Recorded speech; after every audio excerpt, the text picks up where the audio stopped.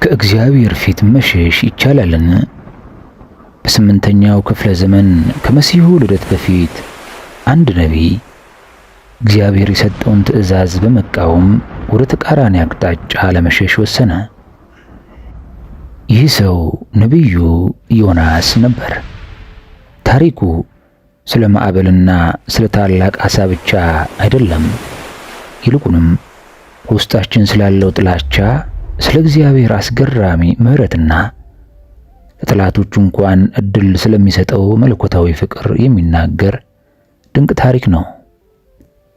ተነስተህ ወደ ነነዌ ሂድ የሚለው ድምፅ ዛሬ ለእኛ ምን መልእክት አለው? ዮናስስ በዓሣው ሆድ ውስጥ ምን ተማረ? ዛሬ የዮናስን ዓመፅ፣ የነነዌን ንስሐና የሰው ልጅን መጥላት የሚያሸንፈውን የእግዚአብሔርን ታላቅ ቸርነት በጥልቀት እንመለከታለን። እስከ መጨረሻው አብራችሁን ቆዩ።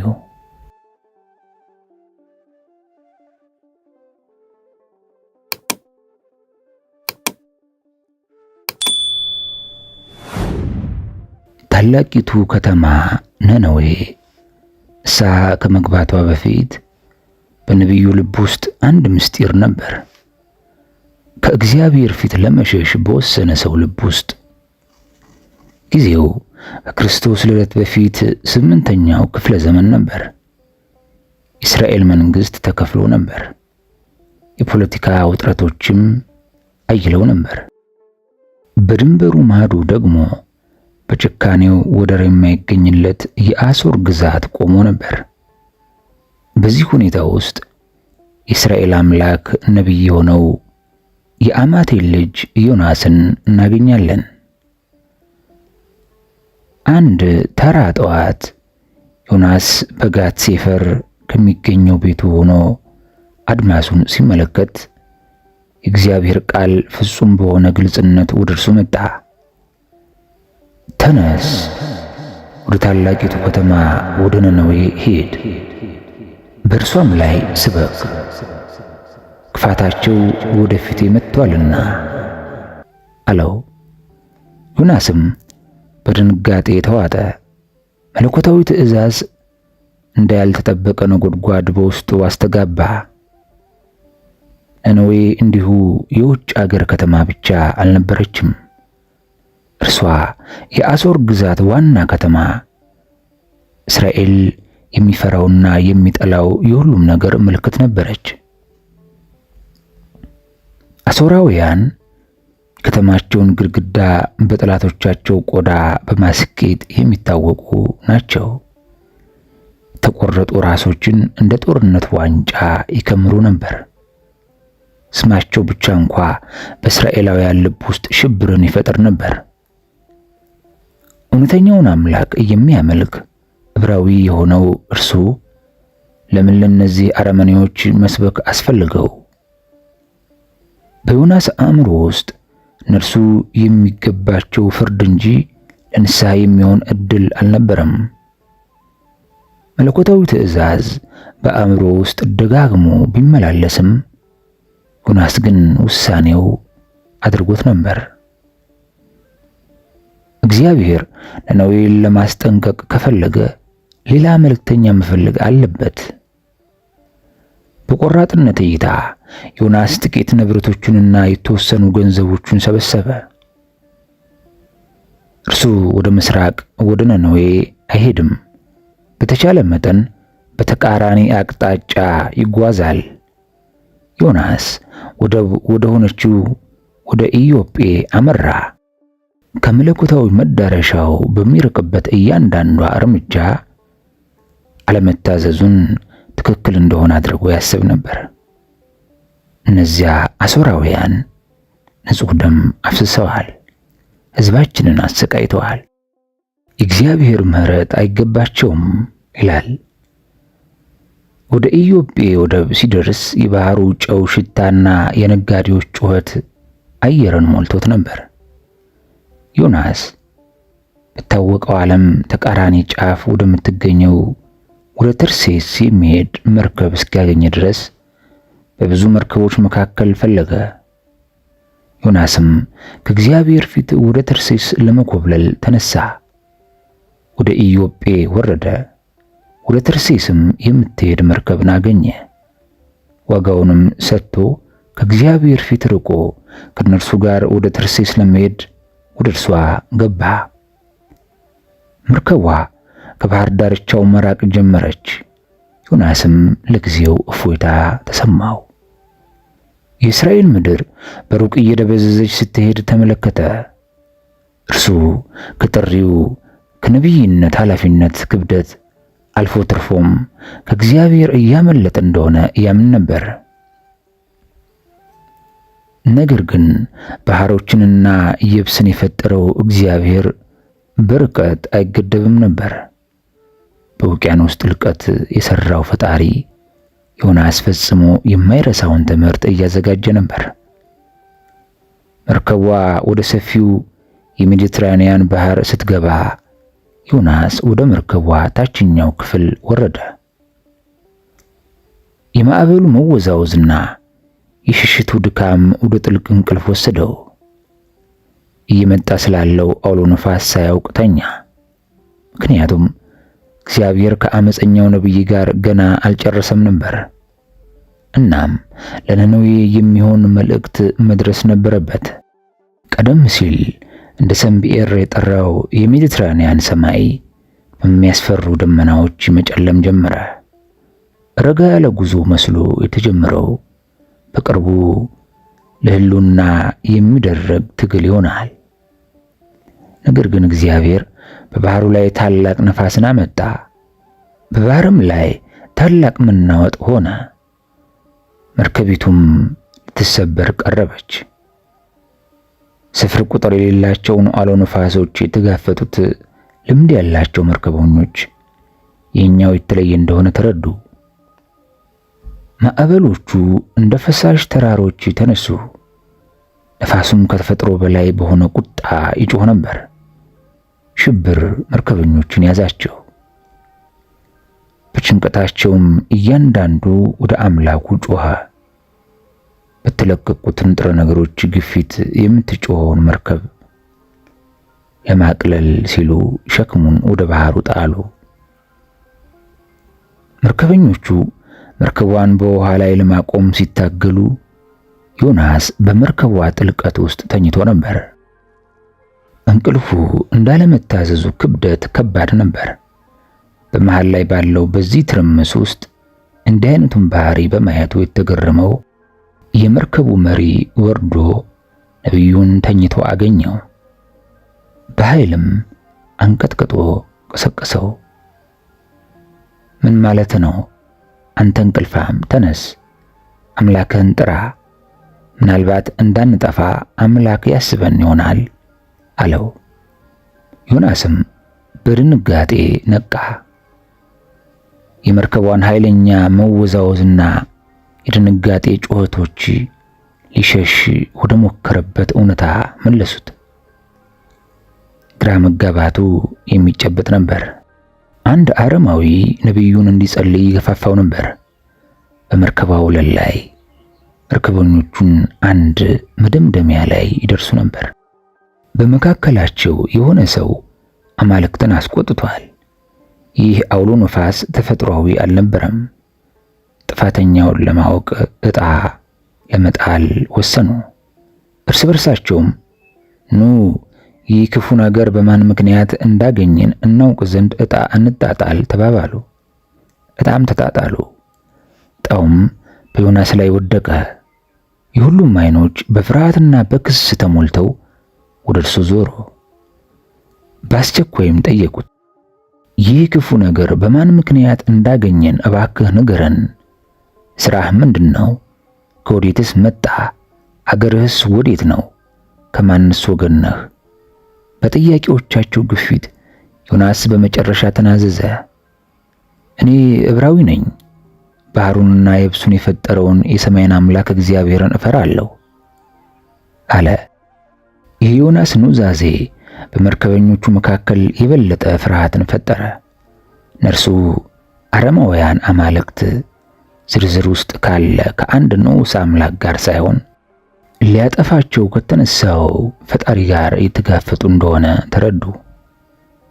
በሚንቀጠቀጥ ድምፅም ይህ ያደረግከው ምንድነው ብለው ጠየቁት። ምክንያቱም ከእግዚአብሔር ፊት እንደሸሸ ሰዎች አውቀው ነበርና እርሱ ነግሯቸው ነበር።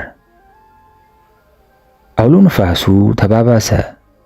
ማዕበሎቹ በበለጠ ኃይል መቱ። መርከቧም መበታተን ጀመረች። በዚያ ወሳኝ ጊዜ ዮናስ ማምለጫ እንደሌለ ተረዳ። አለመታዘዙን ንጹሃን ሕይወቶችን ለአደጋ አጋልጧል። በጽኑ ድምፅ ዮናስ እንዲህ አላቸው፣ አንስታችሁ ወደ ባህር ጣሉኝ፣ ያን ጊዜ ባህሩ ጸጥ ይልላችኋል። ይህ ታላቅ ማዕበል በእኔ ምክንያት እንዳገኛችሁ አውቃለሁና አለ። መርከበኞቹ ግን ከተጠበቀው በተቃራኒ ነቢዩን ወዲያውኑ መስዋዕት ማድረግ አልፈለጉም። ወደ የብስ ለመቅዘፍ ጥረታቸውን አጠናከሩ። ነገር ግን የማይቻል ነበር። የባህሩ ቁጣ በእነርሱ ላይ እየጨመረ ብቻ መጣ። በመጨረሻም ሌላ አማራጭ እንደሌለ ሲረዱ ወደ እግዚአብሔር ጮኹ። አቤቱ ስለዚህ ሰው ነፍስ እንዳንጠፋ እንምልሃለን። አንተም አቤቱ እንደወደድክ አድርገሃልና ንጹሕ ደም አታድርግብን አለው። ዮናስንም ወስደው ወደ ተናወጠው ባህር ጣሉት። ወዲያውኑ ባህሩ ከቁጣው ጸጥ አለ። የሚናወጠው ውሃ ከተፈጥሮ በላይ በሆነ ፍጥነት ረጋ። ድንገተኛው ሰላም በመርከበኞቹ ዘንድ አክብሮት የተሞላበት ፍርሃት ፈጠረ። እነርሱም ለእግዚአብሔር መስዋዕት አቀረቡ፣ ስለትንም ተሳሉ። ይህ በእንዲህ እንዳለ ዮናስ ወደ ጥልቀት ሰጠመ። የመጨረሻው ወደሚመስለው ነገር ሲወርድ ቀዝቃዛ ውሃ ሰውነቱን ጠቀለለው። ነገር ግን እግዚአብሔር በምስጢራዊ አሰራሩ ሌሎች እቅዶች ነበሩት። ውሃው በዮናስ ላይ ተዘጋ። ወደ ጥልቅና ጥልቅ እየሰጠመ ሲሄድ ብርሃኑ ጠፋ። ኮብላዩ ነቢይ ሞቱን እንዳለመታዘዙ ውጤት አድርጎ ተቀብሎ ነበር። ነገር ግን እግዚአብሔር ከእርሱ ጋር ገና አልጨረሰም ነበር። እግዚአብሔር ግን ዮናስን የሚወጥ ታላቅ ዓሣን አዘጋጀ። ዮናስም በዓሣው ሆድ ውስጥ 3 ቀንና 3 ሌሊት ነበር። ጨለማውም ፍጹም ነበር። የታፈነው ቦታና የሚሸፍነው እርጥበት ተስፋን ሁሉ የሚፈታተን አካባቢን ፈጠረ። የመበስበስ ሽታና የምግብ መፈጨት አሲዶች ዮናስ የተቀመጡበትን ጠባብ ቦታ ሞልተውት ነበር። ከሰው ንክኪ ሁሉ በተለየበት በዚህ ሕያው እስር ቤት ውስጥ ዮናስ በመጨረሻ የሁኔታውን እውነታ ተጋፈጠ። ከዚህ በላይ መሮጥ አይችልም ነበር። ከፈጣሪ ፊት ማምለጥ አይችልም። በባህር ጥልቀት ውስጥ በአውሬ ሆድ ውስጥ ዮናስ ያን ያህል ሲሸሸው የነበረውን የመጋፈጥ ጊዜ አገኘ። ከዚያም ዮናስ በዓሣው ሆድ ውስጥ ሆኖ ወደ አምላኩ ወደ እግዚአብሔር ጸለየ፣ እንዲህም አለ፣ በጭንቀቴ ወደ እግዚአብሔር ጮኽኩ፣ እርሱም ሰማኝ። በሲኦል ሆድ ውስጥ ሆኜ ጮኽኩ፣ ቃሌንም ሰማኝ። ወደ ጥልቁ ወደ ባህር ልብ ጥለኸኛልና ፈሳሾችም ከበቡኝ። ማዕበልህና ሞገዱ ሁሉ በላይ አለፉ። እኔም ከዓይነ ፊት ተጣልኩ አልኩ። ነገር ግን ወደ ቅዱስ መቅደስ ደግሞ እመለከታለሁ። ውሃዎች እስከ ነፍሴ ድረስ ከበቡኝ። ጥልቁ በዙሪያዬ ነበር። የባህር ቅጠል በራሴ ተጠምጥሞ ነበር። ወደ ተራሮች መሰረት ወረድኩ። ምድርም በመወርወሯ ለዘላለም ዘጋችብኝ። አንተ ግን አቤቱ አምላኬ ሆይ ሕይወቴን ከጉድጓድ አወጣህ። ነፍሴ በውስጤ በዛለች ጊዜ እግዚአብሔርን አሰብኩት። ጸሎቴም ወደ አንተ ወደ ቅዱስ መቅደስህ ገባች። ከንቱነትንና ሐሰትን የሚጠብቁ ምሕረታቸውን ትተዋል። እኔ ግን በምስጋና ቃል እሰዋለሁ። የተሳልኩትንም እፈጽማለሁ። ደህንነት የእግዚአብሔር ነው አለ። በጥልቁ ጨለማ ውስጥ ዮናስ የውስጥ ለውጥን አጋጠመው። ጸሎቱ በመጨረሻ ስህተቱንና እግዚአብሔርን የበላይ ስልጣን የተገነዘበ ልብን ገለጠ። ዮናስ ስለ መዳኑ ገና እንደተፈጸመ አድርጎ መናገሩ ትኩረት የሚስብ ነው። ይህም በሕይወትና በሞት ላይ ስልጣን ባለው አምላክ ላይ ያለውን የታደሰ እምነት ያሳያል። በዚያ እንግዳ የውሃ ውስጥ እስር ቤት ጊዜው ቀስ ብሎ አለፈ። ዮናስ ስለ ሕይወቱ፣ ስለ ጥሪውና ስለ ወደፊቱ ጊዜ ሲያሰላስል እያንዳንዱ ሰዓት ዘላለም ይመስል ነበር። ከእግዚአብሔር ለመሸሽ የሞከረው ነቢይ አሁንም ከምንም ነገር በላይ የእርሱን መገኘት ናፈቀ። ዮናስ በታላቁ ዓሣ ሆድ ውስጥ ለ3 ሙሉ ቀናት ሌሊቶች ቆየ። ይህ የጊዜ ቆይታ እንዲሁ በአጋጣሚ የሆነ ሳይሆን በመለኮት የተወሰነ ነበር። ከዘመናት በኋላ ኢየሱስ ራሱ ይህንን ተሞክሮ የራሱ ሞትና ትንሣኤ ጥላ ምሳሌ አድርጎ ጠቅሰዋል። ዮናስ በዓሣ ሆድ 3 ቀንና 3 ሌሊት እንደነበረ እንዲሁ የሰው ልጅ በምድር ልብ 3 ቀንና 3 ሌሊት ይኖራል። በሦስተኛው ቀን የውስጣዊ ለውጥ ሂደቱ ሲጠናቀቅ ትምህርቱን ሲቀስም እግዚአብሔር እንደገና ጣልቃ ገባ። እግዚአብሔርም ዓሣውን አዘዘው፣ ዮናስንም በየብስ ላይ ተፋው። ከዓሣው ሆድ የተደረገው ድንገተኛ አወጣጥ እንደ መግቢያ ሁሉ አሰቃቂ ነበር። ዮናስ ድንገት በፀሐይ ብርሃን ስር ንጹሕ አየር እየተነፈሰ በማያውቀው የባህር ዳርቻ አሸዋ ላይ ተኝቶ አገኘው። ልብሶቹ በምግብ መፈጨት አሲዶች ተበላሽተው፣ ቆዳው በፀሐይ እጦት ነጥቶ፣ እናም አካሉ በምግብ እጦት ደክሞ ነበር። ነገር ግን በሕይወት ነበር። በመለኮታዊ ጸጋ የተሰጠ አዲስ ጅምር የሆነ ምሳሌያዊ ትንሣኤን አግኝቶ ነበር። ዮናስ በዚያ ባዶ የባህር ዳርቻ ላይ ጉልበቱን ሲያድስ የመጀመሪያው ጥሪ አሁንም እንደጸና አወቀ። ነነዌ ትጠብቃለች። መልእክቱ መድረስ ነበረበት። እናም በዚህ ጊዜ ማምለጥ የሚባል ነገር አይኖርም። ዮናስ ካጋጠመው አስደናቂ ተሞክሮ እያገገመ ተኝቶበት የነበረውን አሸዋ ፀሐይ አሞቀችው። እያንዳንዱ ንጹሕ አየር እስትንፋስ የተቀበለውን ያልተገባ ምሕረት ማስታወሻ ነበር። የተከሰተውን ነገር ግዝፈት ሲረዳ ጉልበቱ ቀስ በቀስ መመለስ ጀመረ። የእግዚአብሔር ቃል ወደ ዮናስ ሁለተኛ እንዲህ ሲል መጣ። ተነስ፣ ወደ ታላቂቱ ከተማ ወደ ነነዌ ሂድ፣ የምነግርህንም መልእክት ስበክላት። በዚህ ጊዜ በነቢዩ ልብ ውስጥ ተቃውሞ አልነበረም። በዓሣው ሆድ ውስጥ የነበረው ተሞክሮ ግትርነቱን ሰብሮት ነበር። በታደሰ ትሕትና ዮናስ ተነስቶ ወደ ነነዌ የሚደረገውን ረዥም ጉዞ ጀመረ። ከሜዲትራንያን የባህር ዳርቻ ወደ ታላቂቱ የአሦር ከተማ ወደሚወስደው መንገድ አድካሚ ነበር። በመቶዎች የሚቆጠሩ ኪሎሜትሮችን በጠላት ግዛቶች፣ በአስቸጋሪ በረሃዎችና ገደላማ ተራሮች ውስጥ የሚያልፍ ነበር። ዮናስ በሚራመደው እያንዳንዱ እርምጃ በጥልቁ ውስጥ በተማረው ትምህርት ላይ ያሰላስል ነበር። ወደ ምስራቅ እየገፋ ሲሄድ መልክዓ ምድሩ ቀስ በቀስ ተለወጠ። ለም የሆነችው የእስራኤል ምድር ወደ ኋላ ቀረች፣ ቦታውንም ለደረቅ አካባቢዎች አስረከበች። ዮናስ ሜዲትራንያንን ከሜሶፖታሚያ ጋር የሚያገናኘውን የጥንት የንግድ መስመር ሲከተል ቀናት ወደ ሳምንታት ተቀየሩ።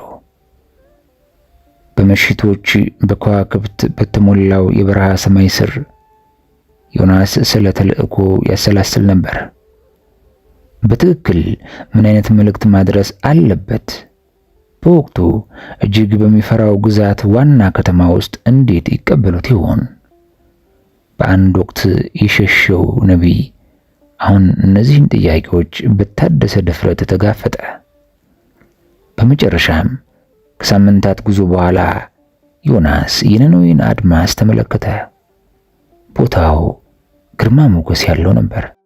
ከተማዋን የሚከላከሉ ግዙፍ ግንቦች ለኪሎ ሜትሮች የተዘረጉ ሲሆን የአሦርን ድል በሚያወድሱ ቅርጻ ቅርጾች ያጌጡ ነበሩ። የጥበቃ ማማዎች በመደበኛ ርቀት ከፍ ብለው ይታዩ ነበር። የታጠቁ ወታደሮችም መግቢያዎችን ይቆጣጠሩ ነበር። ቅዱሳት መጻሕፍት ነነዌን እጅግ ታላቅ ከተማ ከመሆኗ የተነሳ ለመዞር የ3 ቀን መንገድ እንደሆነች ይገልጻሉ። እርሷ ከተማ ብቻ ሳትሆን በሺዎች የሚቆጠሩ ሰዎችን፣ ግዙፍ ቤተ መንግስቶችን፣ የአረማውያን አማልክት ቤተ መቅደሶችንና በዙሪያው ያሉትን ሀገሮች ያሸበረ የነበረው የግዛቱ አስተዳደራዊ ማዕከል የያዘ ሰፊ ከተማ ግቢ ነበረች።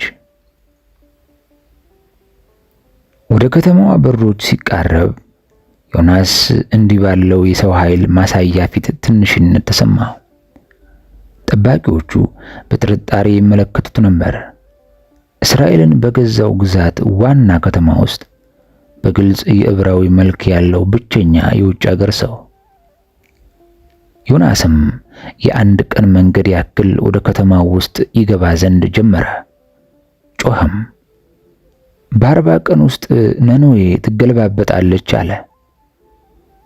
መልእክቱ በጭካኔ ቀላል ነበር። ምንም ቅድመ ሁኔታዎች አልነበሩም። ንስሐ ካልገባችሁ የሚል አልነበረም። በ40 ቀናት ውስጥ ስለሚመጣው ጥፋት የተነገረ አዋጅ ነበር። ዮናስ በሕንፃዎቹ መካከል በሚያስተጋባ ኃይለኛ ድምፅ የፍርድ ቃላትን እየደጋገመ በተጨናነቁ መንገዶች ውስጥ ተራመደ። የመጀመሪያው ምላሽ ማሾፍ ነበር። አንዳንዶች እንደ እብደት ቆጠሩት፣ ሌሎች በቀላሉ ችላ አሉት። ለትዕቢተኞቹ አሦራውያን ድንቅና ዋና ከተማቸው ልትጠፋ ትችላለች የሚለው ሐሳብ የማይረባ ይመስል ነበር። እነርሱ ሙሉ አገሮችን ድል አድርገዋል፣ የተመሸጉ ከተሞችን አፍርሰዋል። የእነርሱን ኃይል ማን ሊያስፈራራ ይችላል? ሆኖም አንድ እንግዳ ነገር መከሰት ጀመረ። እግዚአብሔርን ኃይል በተግባር እንዳየ ሰው በእርግጠኝነት የተነገሩትን የዮናስ ቃላት ወደ ልቦች ውስጥ ዘልቀው መግባት ጀመሩ።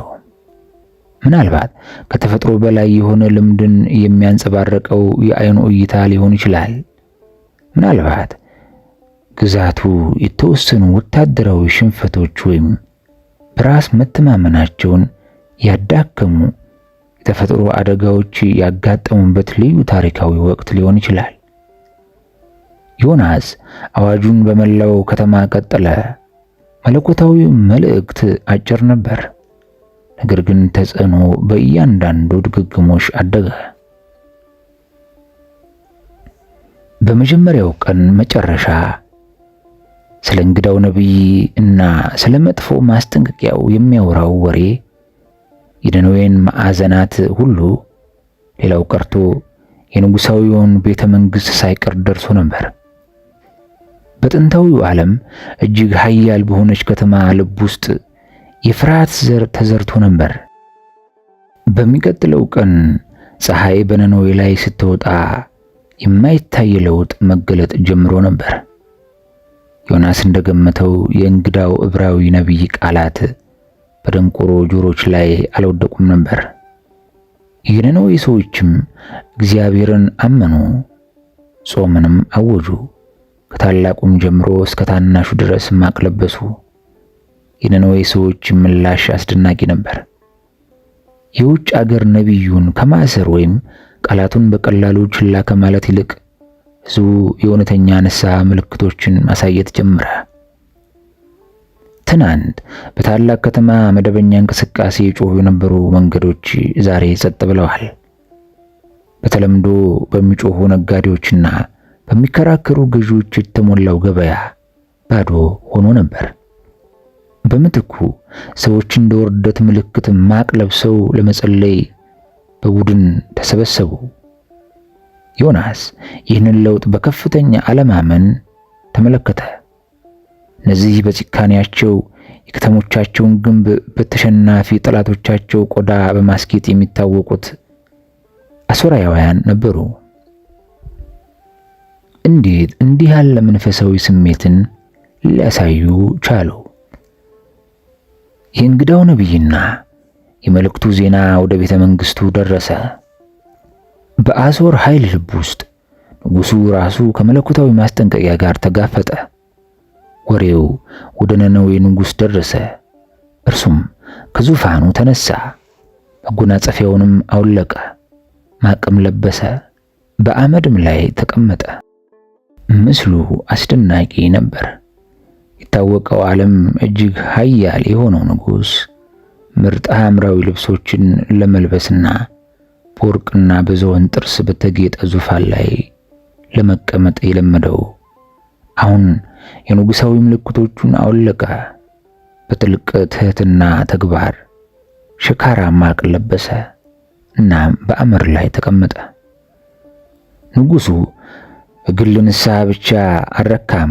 በነነዌ ሁሉ የተነገረ ኦፊሴላዊ አዋጅ አወጣ። በንጉሡና በመኳንንቱ ትእዛዝ ሰዎችና እንስሶች፣ ላሞችና በጎች አንዳች አይቅመሱ፣ አይሰማሩም፣ ውሃንም አይጠጡ።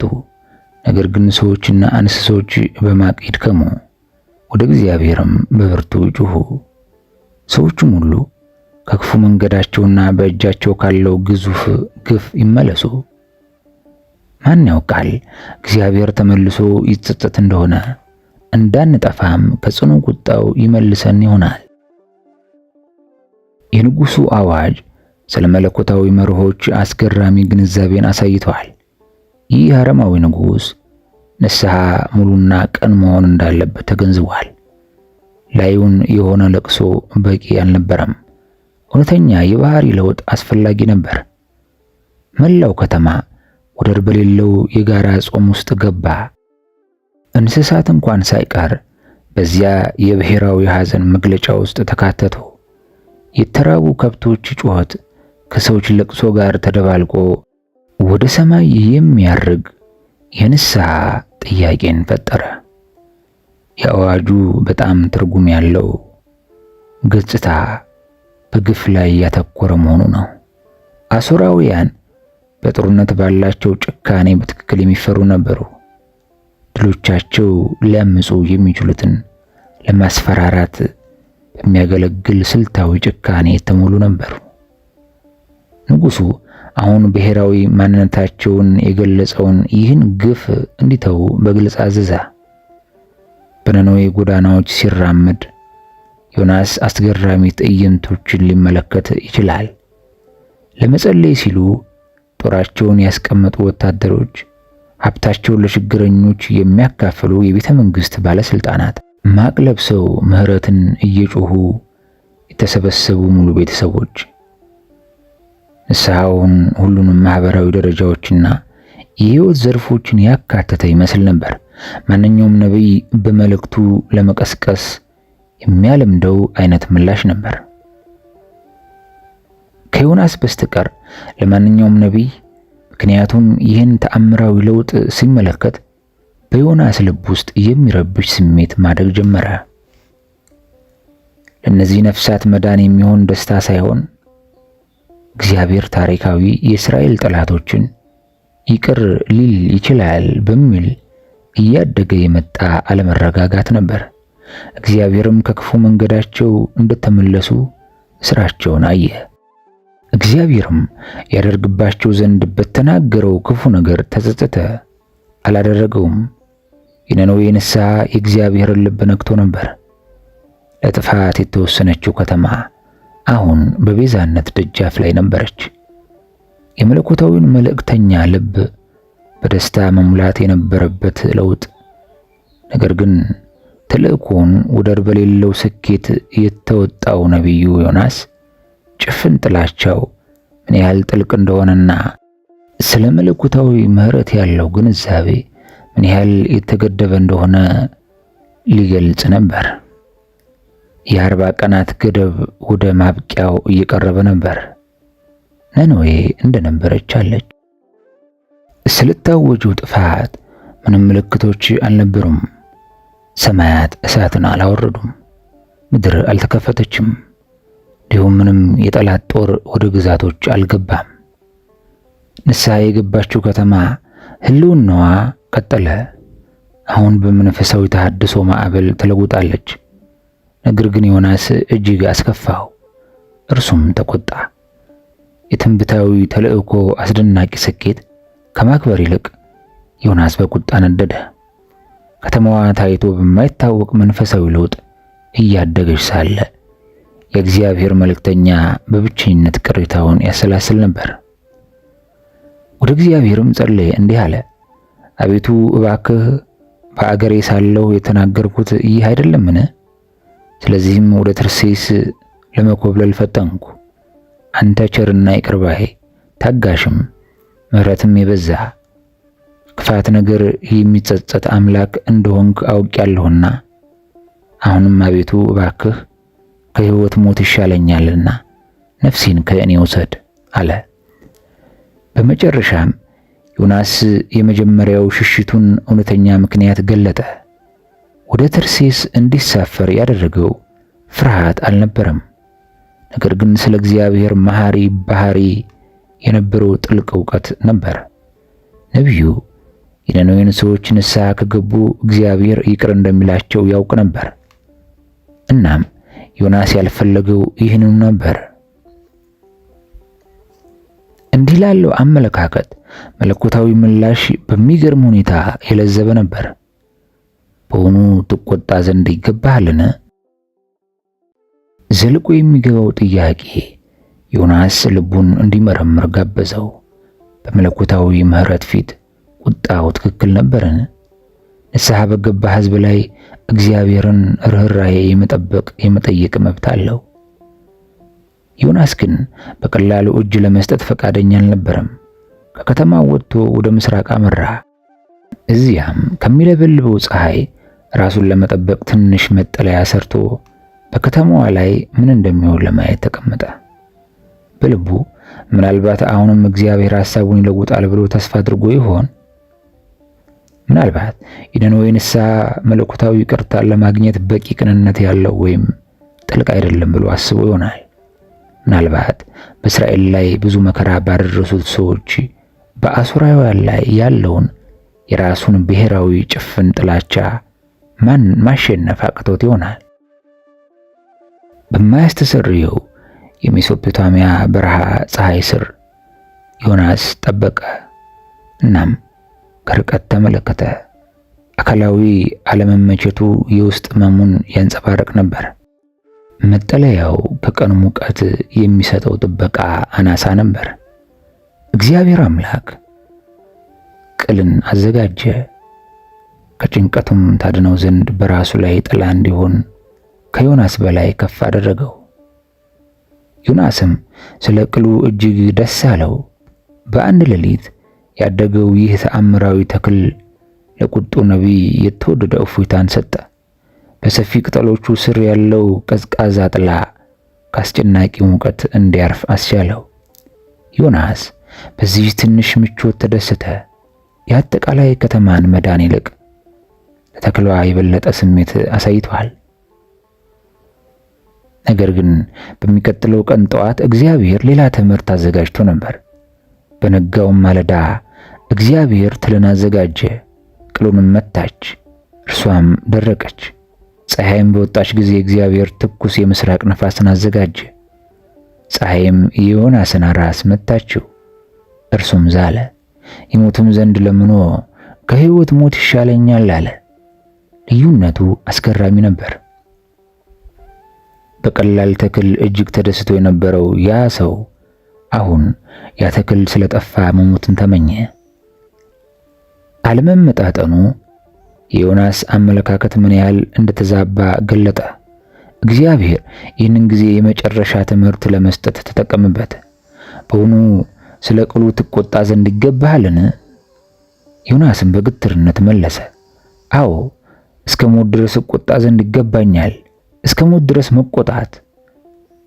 የዮናስ ግትርነት የዚህን ታሪክ ድንቅ መደምደሚያ በር ከፈተ። እግዚአብሔርም ለአመፀኛው ነቢይ የጠቅላላ ልምዱን እውነተኛ ዓላማ የሚገልጽበት። ዮናስ የሚወደውን ተክል ጥላ አጥቶ በሚለብሰው ሙቀት ውስጥ ሲሰቃይ የቀትር ፀሐይ ያለ ምሕረት ትቀጣ ነበር። ብስጭቱ ጣራ ነክቶ ነበር። በመጀመሪያ እግዚአብሔር ጠላቶቹን ይቅር አለ።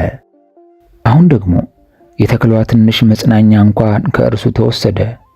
በዚያ ከፍተኛ የአካላዊና መንፈሳዊ ምቾት ማጣት ጊዜ እግዚአብሔር የዚህን ሁሉ ያልተለመደ ታሪክ እውነተኛ ዓላማ በሚገልጹ ቃላት ለነቢዩ እንደገና ተናገረ። አንተ ላልደከምክበትና ላላሳደግከው በአንድ ሌሊት ለበቀለ በአንድ ሌሊትም ለጠፋ ቅል አዘንክ። እኔስ ቀኝና ግራውን የማይለዩ ከ12,000 የሚበዙ ሰዎችና ብዙ እንስሶች ላሉባት ለታላቂቱ ከተማ ለነነዌ አላዝንምን? አለ። እግዚአብሔር ያቀረበው ንጽጽር ዮናስን በቀል የሚያደቅ ነበር። ዮናስ ምንም ጥረት ላላደረገበት ለጊዜያዊ ተክል በጥልቅ ተጨንቋል። ሆኖም በእግዚአብሔር መልክ ለተፈጠሩ ሰዎች ለሞላባት ከተማ ምንም አይነት ርኅራኄ ነፍጓል። መለኮታዊ ንጽጽር ቀላል ነገር ግን ጥልቅ ነበር። እግዚአብሔር ነቢዩን ከልቡ ወጥነት ማጣት ጋር አጋፈጠው። ተክሏ ተራና ኃላፊ የሆነን ነገር ተወክላለች። የ120,000 ሰዎችና የብዙ እንስሳት ሕይወት በነነዌ ግን እጅግ የላቀ ዋጋ አለው። ቀኝና ግራቸውን የማይለዩ ሰዎችን መጥቀሱ ምናልባት የከተማዋን ንጹሐን ሕፃናት ወይም በመንፈሳዊ ድንቁርና የሚኖረውን አጠቃላይ ሕዝብ ይመለከታል። ያም ሆነ ይህ የእግዚአብሔር ርኅራኄ ሁሉንም ያቀፈ ነበር። ለዚህ የመጨረሻ ጥያቄ የዮናስ ዝምታ አነጋጋሪ ሆነ። የእርሱ ምላሽ አልተመዘገበም። መጽሐፍ የሚያበቃው ለዮናስ ብቻ ሳይሆን ለዘመናት የሚነሱ አንባቢዎች ሁሉ ለማሰላሰል እንደ ግብዣ በአየር ላይ የሚንሳፈፍ በዚህ ኃይለኛ የንግግር ጥያቄ ነው። ታሪኩ ያለ ግልጽ መቋጫ ያበቃል። ዮናስ በመጨረሻ ትምህርቱን ተረድቶ መለኮታዊውን ምሕረት እንደተቀበለ ወይም በግትርነቱ እንደቀጠለ አናውቅም። ይህ ክፍት መደምደሚያ እያንዳንዱ አንባቢ የራሱን ልብ እንዲመረምር ይጋብዛል። እኛ እንደ ዮናስ ነን። ራሳችን ምሕረትን እየጠበቅን ጠላቶቻችን ብለን ለምናስባቸው ፍርድን እንመኛለን። ከብዙሃኑ መዳን ይልቅ በትንሽ የግል ምቾቶች የበለጠ ደስ ይለናል።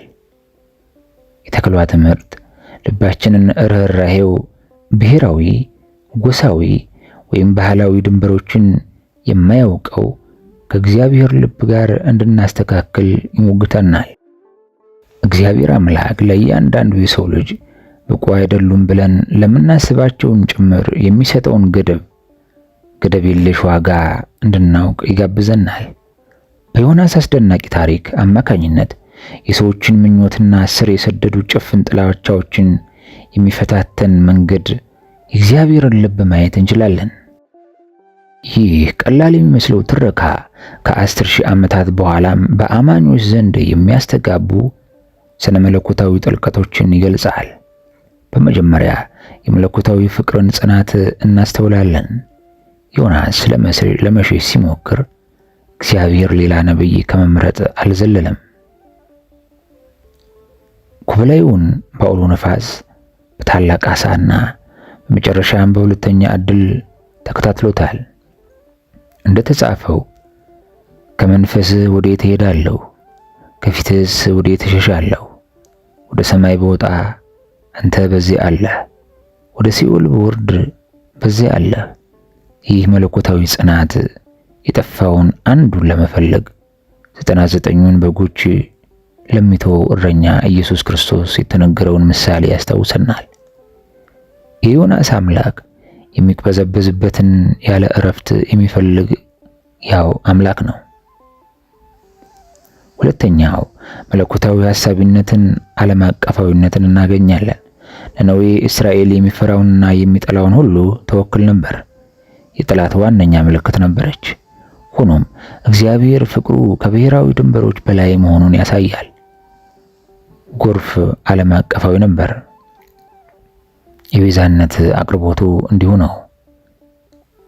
እግዚአብሔር የአንድ ሕዝብ ብቸኛ አምላክ አይደለም። እርሱ የሰው ልጆች ሁሉ ፈጣሪና አስተዳዳሪ ነው። ጳውሎስ ከዘመናት በኋላ እንዳወጀው ወይስ እግዚአብሔር የአይሁድ ብቻ አምላክ ነውን? የአሕዛብስ ደግሞ አይደለምን? አዎን የአሕዛብም ደግሞ ነው። በፍትህና በምህረት መካከል ያለውን መለኮታዊ ውጥረት እንመለከታለን። እግዚአብሔር የነነዌን ኃጢአት ችላ አይልም፣ ሙሉ በሙሉ ይገነዘበዋል። ክፋታቸው ወደፊቴ ወጥቷልና የአሦር ጭካኔ በመለኮታዊ ዓይኖች ፊት ሳይስተዋሉ አልቀረም።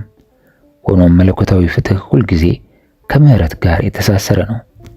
የፍርድ መልእክቱ ለንስሐ የሚሆን ቀጥተኛ ያልሆነ ዕድል አካቶ ነበር።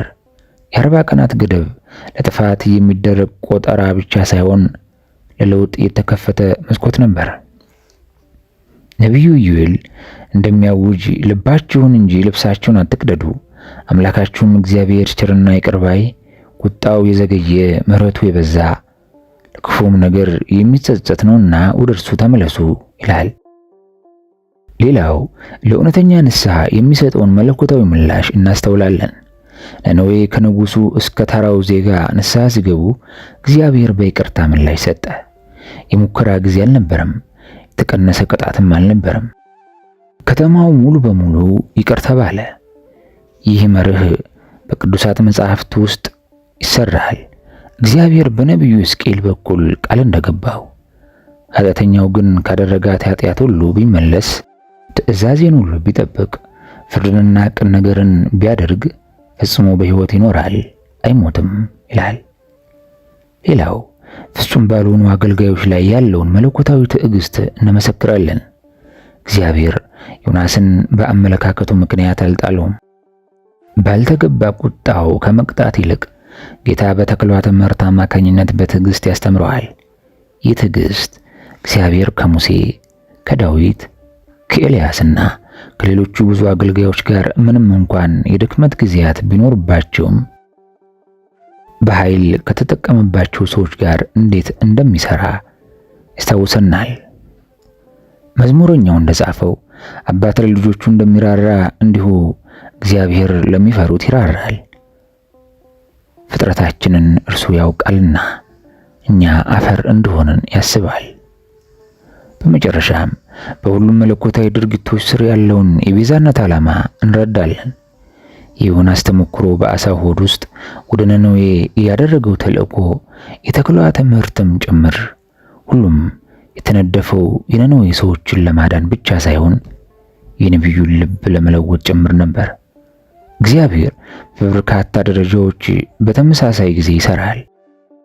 ሙሉ ከተማን እየቤዠ የመልእክተኞችን ጭፍን ጥላቻም ለመዋጀት ይፈልጋል። ይህም ያሳውሰን እግዚአብሔር አምላክ ለሰፋፊ ዓላማዎቹ እኛን እየተጠቀመብን ሳለ ወደ እርሱ መልክ እንድንለወጥ ያለማቋረጥ እየሰራ መሆኑን ነው። በዮናስ የተገለጠው እግዚአብሔር ልብ በክርስቶስ ኢየሱስ ሙሉ በሙሉ ተገልጦ የምናየው ያው ልብ ነው። እርሱም በኃጢአት ላይ ፍርድን ማወጅ ብቻ ሳይሆን እኛ ምሕረትን እንድናገኝ ያንን ፍርድ በራሱ ላይ ወሰደ። የዮናስ ታሪክ የአመፀኛውን ነቢይ ነፍስ ብቻ ሳይሆን የእኛንም ጭምር ሊያንጸባርቅ የሚችል መንፈሳዊ መስታወት ሆኖ ያገለግላል። የዮናስን አመለካከቶች እናም ድርጊቶች በመመርመር የራሳችንን መንፈሳዊ ሁኔታ የሚረብሹ ገጽታዎችን ማግኘት እንችላለን። በመጀመሪያ ዮናስ በሃይማኖታዊ ብሔርተኝነት አደጋ ያሳየናል። ለነነዌ ለመስበክ የነበረው እምቢተኝነት ከግል ፍርሃት የመጣ አልነበረም።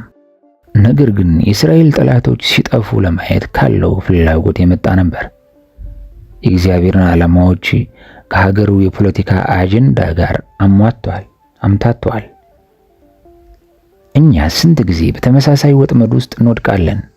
እግዚአብሔር የእኛን ብቻ የሚባርክና ሌሎችን የሚቀጣ የጎሳ አምላክ አድርገን እንለውጠዋለን። መለኮታዊ ተልእኮ ከሰብአዊ ክፍፍሎቻችን በላይ መሆኑን እንረሳለን። ዮሐንስ ከዘመናት በኋላ እንደጻፈው በእርሱ የሚያምን ሁሉ የዘላለም ሕይወት እንዲኖረው እንጂ እንዳይጠፋ እግዚአብሔር አምላክ አንድያ ልጁን እስኪሰጥ ድረስ ዓለሙን እንዲሁ ወዷልና። ሌላው በዮናስ ውስጥ ስነ መለኮታዊ ዕውቀትና በልብ አመለካከት መካከል ያለውን ተቃርኖ እናያለን። ነቢዩ የእግዚአብሔርን ባህሪ በሚገባ ያውቅ ነበር። በግልጽም ይጠቅሰዋል። አንተ ቸርና ይቅር ባይ አምላክ እንደሆንክ አውቃለሁና። ሆኖም ይህ ዕውቀት አመለካከቱን አልለወጠውም። ስንቶቻችንን አመለካከታችንን እንዲለውጥ ሳንፈቅድ መጽሐፍ ቅዱሳዊ ዕውቀት ያለን ቅሬታን ይዘን ሳለ ጠላቶቻችሁን ውደዱ እንላለን። በሌሎች ላይ ምሕረትን እየፈረድን ስለ ጸጋ እናወራለን። ያዕቆብ እንደሚያስጠነቅቀው ቃሉን የምታደርጉ ሁሉ እንጂ ራሳችሁን እያሰታችሁ የምትሰሙ ብቻ አትሁኑ ይላል። ሌላው ዮናስ ወደ ምርጫዊ ራስ ርኅራኄን ያለንን ዝንባሌ ያሳያል። ስለ ራሱ ምቾት በጥልቅ ያስብ ነበር። የተክሉን ጥላ ሲያጣ እስከ መሞት ተመኝቷል። ሆኖም ስለ ሙሉ ከተማ ዕጣ ፈንታ ምንም ርኅራኄ አላሳየም። እኛስ እንዲሁ አናደርግምን? ስለ ትናንሽ የግል ችግሮች እንጨነቃለን፣ ነገር ግን ለብዙሃን ስቃይ ደንታ ቢስ እንሆናለን። በሰብአዊ ቆሶች ላይ ዓይን እየዘጋን በተራ ችግሮች ራሳችንን እናጠፋለን። ጳውሎስ እንደሚያስታውሰን እያንዳንዱ ለራሱ የሚጠቅመውን አይመልከት፣ ለባልንጀራው የሚጠቅመውን እንጂ ይላል። በዮናስ ውስጥ ለመንፈሳዊ ለውጥ ያለውን ተቃውሞ እናስተውላለን። በአሳው ሆድ ውስጥ ያልተለመደ ተአምር ቢያጋጥመውም ዮናስ ግትር አመለካከቱ ጠብቆ ቆይቷል። አካላዊ ልምምዱ የውስጥ ለውጥን አላረጋገጠም። እኛስ በጥልቅ መንፈሳዊ ልምምዶች ሳንለወጥ የምንቀረው ስንት ጊዜ ነው? በአምልኮ ውስጥ የእግዚአብሔርን መገኘት ልንለማመድ፣ ለጸሎቶች ተአምራዊ መልሶችን ልንጠብቅ እና አሁንም በፍጥነት ወደ አሮጌው አስተሳሰብና የባህሪ ቅጦታችን ልንመለስ እንችላለን። መዝሙረኛው እንደሚያዝነው ስራውንና ያሳያቸውን ተአምራቱን ረሱ። ዮናስ መለኮታዊ ጸጋን ለመቆጣጠር ያለንን ፍላጎት ያሳያል። ነቢዩ የእግዚአብሔርን ምሕረት ለማን እንደሚገባ ለመወሰን ፈልጎ ነበር። እግዚአብሔር ለእስራኤል መሐሪ እንዲሆን ፈቃደኛ ነበር፣ ነገር ግን ለነነዌ አልነበረም። እኛ ጸጋን ልናስተዳድረው ወደምንችለው ነገር ለመቀየር አንሞክርም። ማን ይቅርታ እንደሚገባውና ማን እንደማይገባው እንወስናለን። እግዚአብሔር ሊያሳይ ለሚችለው ምሕረት ገደቦችን እናበጃለን። ኢየሱስ ፈሪሳውያንን እንደገጠማቸው ምሕረትን እወዳለሁ መስዋዕትንም አይደለም ያለው ምን እንደሆነ ሂዱና ተማሩ። በመጨረሻም በዮናስ ውስጥ ያለ ለውጥ የሚመጣን ስኬት አደጋ እናያለን። ስብከቱ ምናልባት በቅዱሳት መጻሕፍት ከተመዘገቡ ታላቅ መነቃቃትን ቀስቅሷል። ሙሉ ከተማ ንስሐ ገባች። ሆኖም ይህ የአገልግሎት ስኬት በዮናስ ውስጥ እርካታን አልፈጠረም። ምክንያቱም ልቡ ከመለኮታዊ ዓላማዎች ጋር አልተስተካከለም ነበር። ስንቶቻችንን የውስጥ ለውጥን ችላ ብለን ውጫዊ ስኬትን የምንፈልግ? ልባችን ከእርሱ የራቀ ሆኖ ሳለ ለእግዚአብሔር ታላላቅ ነገሮችን ልናከናውን እንችላለን። ኢየሱስ እንዳስጠነቀቀው ሰው ዓለሙን ሁሉ ቢያተርፍ ነፍሱንም ቢያጎድል ምን ይጠቅመዋል ይላል። የዮናስ ታሪክ ወደ ጥልቅ የነፍስ ምርመራ ይጋብዘናል። ጭፍን ጥላቻዎችን እንድንጋፈጥ፣ ስለ መለኮታዊ ምሕረት ያለን ግንዛቤ እንድናሰፋ እናም ልባችንን ለሁሉም ብሔራት ካለው የእግዚአብሔር የቤዛነት ዓላማ ጋር እንድናስተካክል ይሞግተናል። የዮናስ ታሪክ ተጽዕኖ ከቅርብ ታሪካዊ ሁኔታው ያልፋል።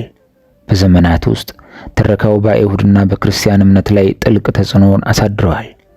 ዘላቂ ስነ መለኮታዊ መርሆችን በማቋቋምና መሲሐዊ እውነቶችን ጥላ በመሆን በማሳየት ጀምሯል። ስለ አንድ አመፀኛ ነቢይ፣ ስለ ታላቅ ዓሣና ይቅር ስለተባለች ከተማ የሚተርከው ቀላል የሚመስለው ታሪክ ከዘመናት በኋላ ይሞግተናል።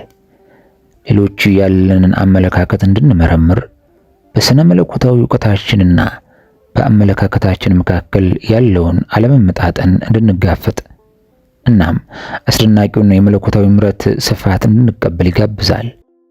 ታዲያም እንደ ነነዌ ሁሉ በእምነትና በንስሐ ወደ እርሱ ለሚመለሱ ሁሉ ይቅር ለማለት ለመዋጀትና ለማደስ የሚፈልገውን የአምላክ የምስራች ለመስማት የሚጠባበቅ ዓለም መለኮታዊውን መልእክት ለማወጅ እየተደረገ መንፈሳዊ ጥሪ ነው። ተፈጸመ።